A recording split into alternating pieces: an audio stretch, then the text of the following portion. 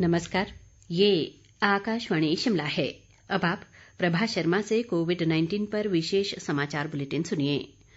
प्रधानमंत्री नरेंद्र मोदी आज स्वास्थ्य और विकास के क्षेत्र में प्रमुख चुनौतियों से संबद्ध ग्रैंड चैलेंज की वार्षिक बैठक GCAM 2020 के उद्घाटन समारोह में वर्चुअल रूप से प्रमुख भाषण देंगे।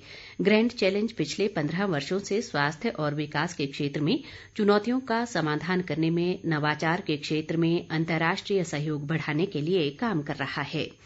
GCAM 2020 में नीति निर्माता और वैज्ञानिक वैश्विक स्वास्थ्य समस्याओं के समाधान में वैज्ञानिक सहयोग सुदृढ़ बनाने के उपायों पर विचार करेंगे।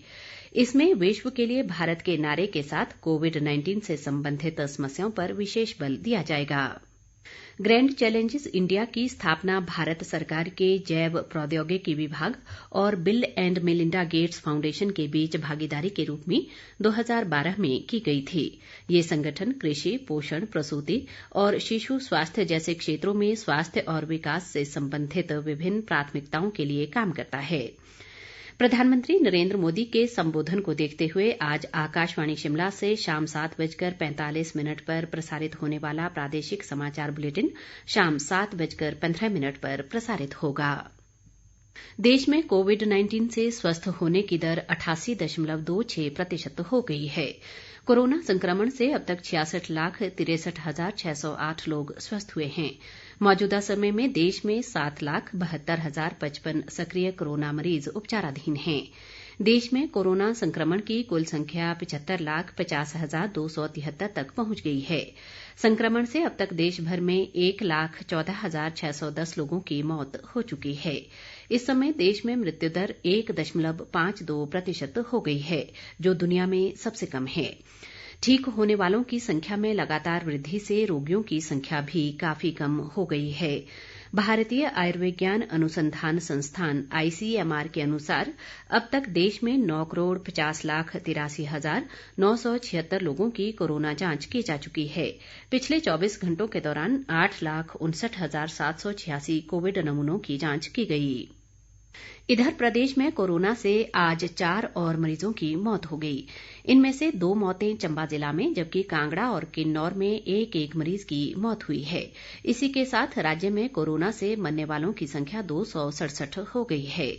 प्रदेश में आज कोरोना के अभी तक 9 ताजा मामलों की पुष्टि हुई है। इनमें से मंडी में 6 और शिमला में 3 कोरोना पॉजिटिव मामले पाए गए हैं।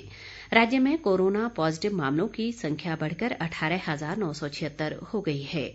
इनमें से 2,500 मामले सक्रिय हैं, जिनका प्रदेश के विभिन्न अस्पतालों और होम आइसोलेशन में इलाज चल रहा है। प्रदेश में सबसे अधिक 521 सक्रिय मामले मंडी जिला में हैं।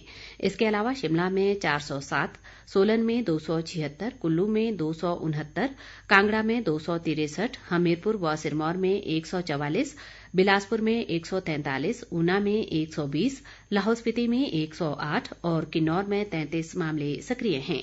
प्रदेश में आज 135 लोग कोरोना से स्वस्थ भी हुए हैं। राज्य में अभी तक 16,175 लोग कोरोना से स्वस्थ हो चुके हैं। केंद्रीय स्वास्थ्य मंत्री डॉक्टर हर्षवर्धन ने चीन के इस दावे का खंडन किया है कि कोरोना वायरस का संक्रमण पूरे विश्व में एक साथ फैला। उन्होंने कहा कि इस दलील के पीछे कोई ठोस सबूत नहीं है। मीडिया से अपनी साप्ताहिक बातचीत में डॉक्टर हर्षवर्धन ने कहा कि पूरी दुनिया जानती है कि चीन के वुहान में ही कोविड का पहला संक्रमण सामने आया। औषधीय घटकों के लिए चीन पर भारत की निर्भरता के बारे में एक सवाल पर स्वास्थ्य मंत्री ने कहा कि भारत को प्रभावी औषधीय घटकों के निर्माण में स्वावलंबी बनाने के उपाय किए गए हैं। डॉक्टर हर्षवर्धन ने कहा है कि देश में मेडिकल ऑक्सीजन की कोई कमी नहीं है। उन्होंने कहा कि इस समय देश में प्रतिदिन लगभग 6,400 टन ऑक्सीजन का उत्पादन किया जा रहा है।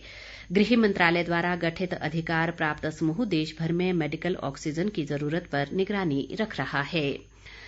भारत में उपचाराधीन कोविड रोगियों की संख्या पिछले 6 हफ्तों में घटकर 8 लाख से नीचे चली गई है। इसमें और कमी आने का सिलसिला जारी है। स्वास्थ्य मंत्रालय ने बताया है कि 22 राज्यों और केंद्र शासित प्रदेशों में उपचाराधीन रोगियों की संख्या 20,000 से भी कम है। देश के केवल 3 राज्य ऐसे हैं जिनमें उपचाराधीन रोगियों की संख्या 50,000 से अधिक है। इसी के साथ ये समाचार बुलेटिन समाप्त हुआ। नमस्कार।